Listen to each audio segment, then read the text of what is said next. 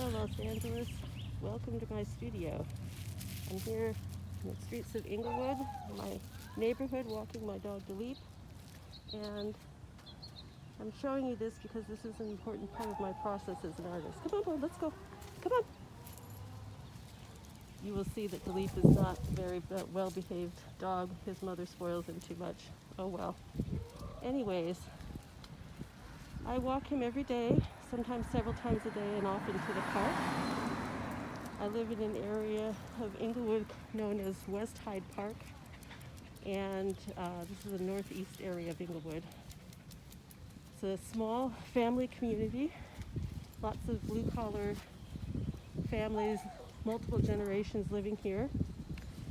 Most people keep up their yards, although you wouldn't know it from looking at this parkway. Occasionally there are items that are dumped in front of houses, like this water heater that you see coming up, and I'm the one that calls the city and asks them to pick it up, which they do very readily. So anyways, when I'm out walking, I'm experiencing what's happening in my community, both visually, geographically, and culturally. I'm looking at my landscape. So for example, here you see lots of nice trees, lots of simple homes, lots of trucks and cars. Many of the families here have multiple vehicles, and usually, again, multiple generations living in the same households. You might have grandparents, parents, and children, and there's often back units on the property, as I have at my house. So you'll see, again, many people that live there. This is a giant Brazilian pepper tree that is on my neighbor's lot. I have a version of this growing in my yard, which I'm determined to cut down because this is what will happen if I don't. It's a very invasive species, unfortunately. My yard has a lot of California natives and drought-tolerant plants. I put those in about 6 years ago. Bought the property 7 years ago, and it's doing quite well, and I get quite a nice ecosystem of birds, bees, butterflies, you name it.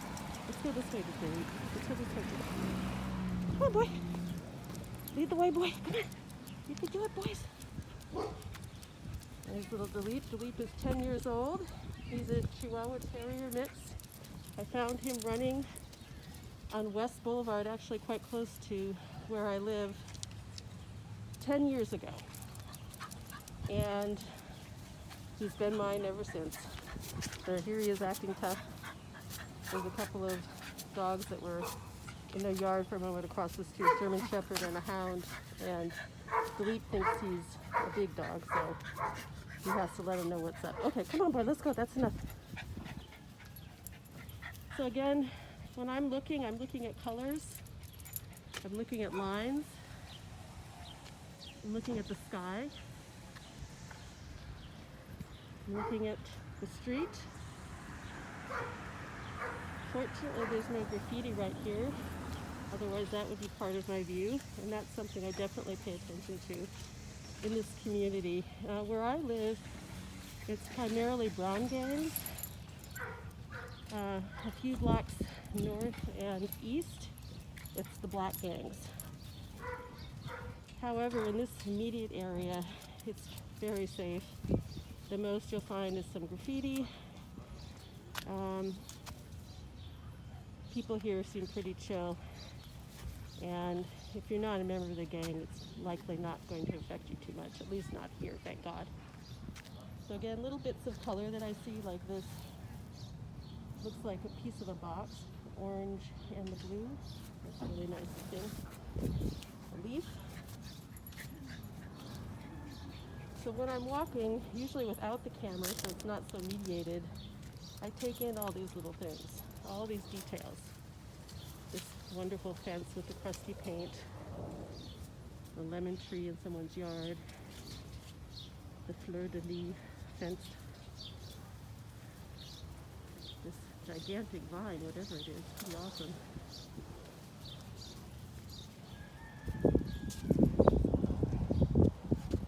Oops. Dilip is making his daily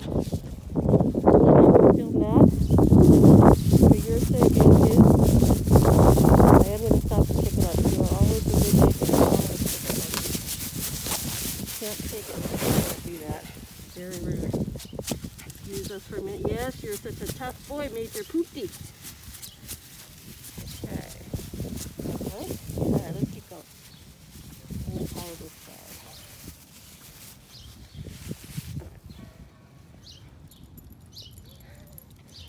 Some people have very nice yards. Roses. That's Canelo. He barks at us every time we come by, even though I've been coming by here for years. Looks like somebody has a swimming pool. Good idea now that it's getting hot. This is a lot that there used to be a really cute house here. I think it was like a 1940s kind of little bungalow, and it sat vacant for many years. Someone apparently bought the property, let it sit vacant until the weeds were taller than the house. I was just about to complain to the city about it, and then the house was bulldozed and presumably purchased by developers. This is a problem in these small communities where, especially Inglewood, where we had so many developments happening with the new stadium, although who knows what's going to happen with that now. This plot has sat here now vacant for a year. You can see the weeds are growing up again, so pretty good sign of blight and neglect and developer who's not taking care of business. Somebody has abandoned a cooler. Come on, boy, keep walking.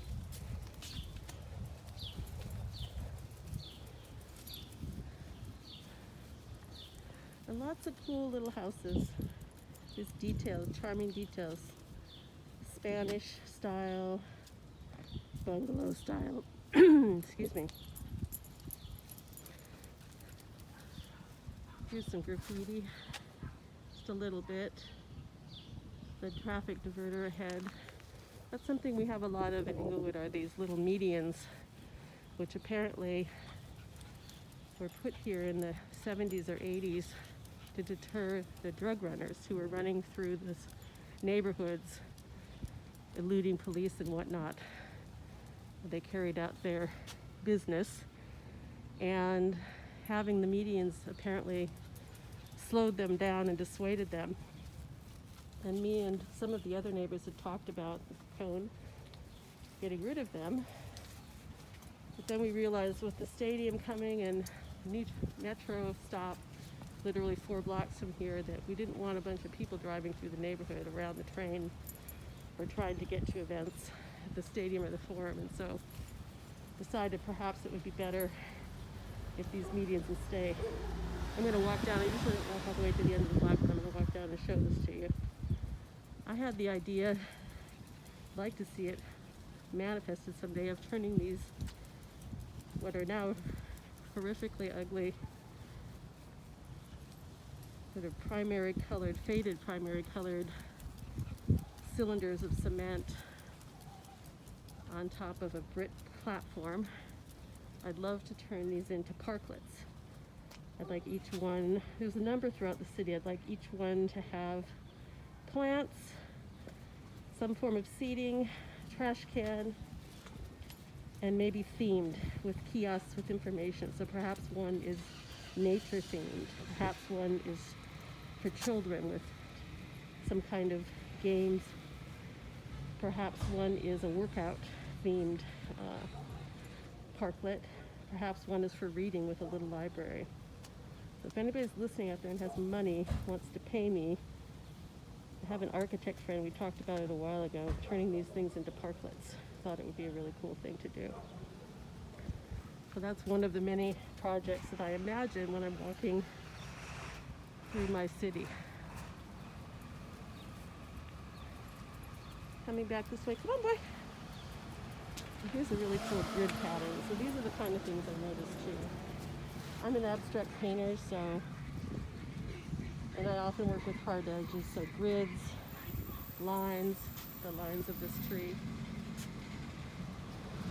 lines of that tree, color is super important too. So I may see something and that color ends up in my painting somehow. All right, let's go across. Come on, boy. Let's be careful. Careful. There we go. All right, Dilip. Go on home. This way, sweetie. Oh, there's a beautiful little parkway full of yellow flowers. Come on. This house is usually really done up for the holidays. They really go to town at Christmas.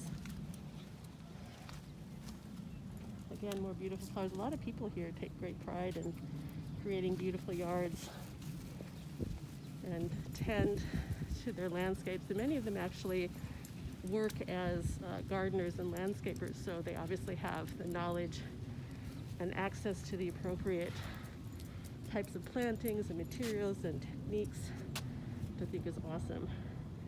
I think those are maybe loquats, I'm not sure. Nice looking. Come on, boy. Come on.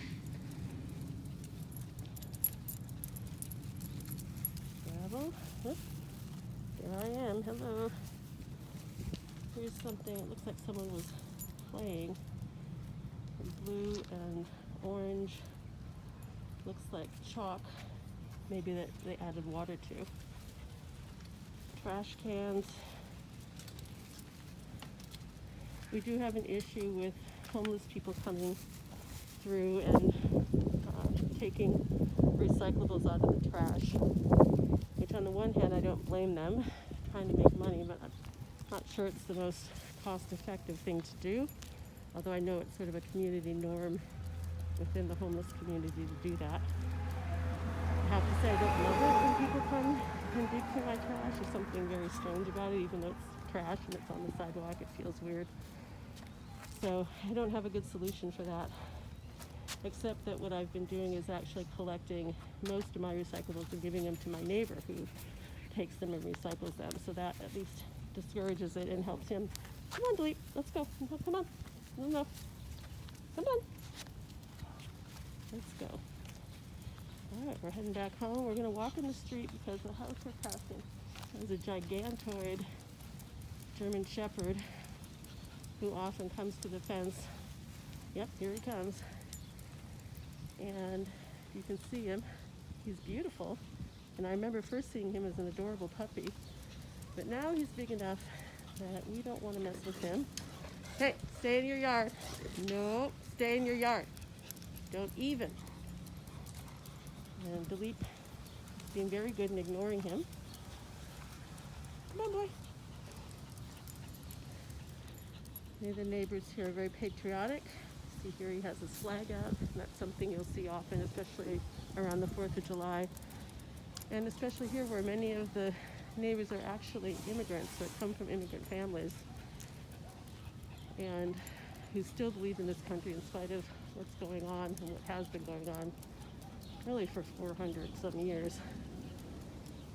I find that pretty fascinating. This house is 2 boxer dogs. They're not out today, but they're usually coming and jumping up and down crazy. And this is a man who definitely is a gardener. You can see he has very nice. It's not my style. It's very manicured, but quite lovely, beautiful flowers. And he always keeps it immaculately landscaped and switches out the flowers seasonally, so it's pretty nice. All right, come on, Diane. All right, well, I think that's about it. We're heading back home. The street sign, stop sign.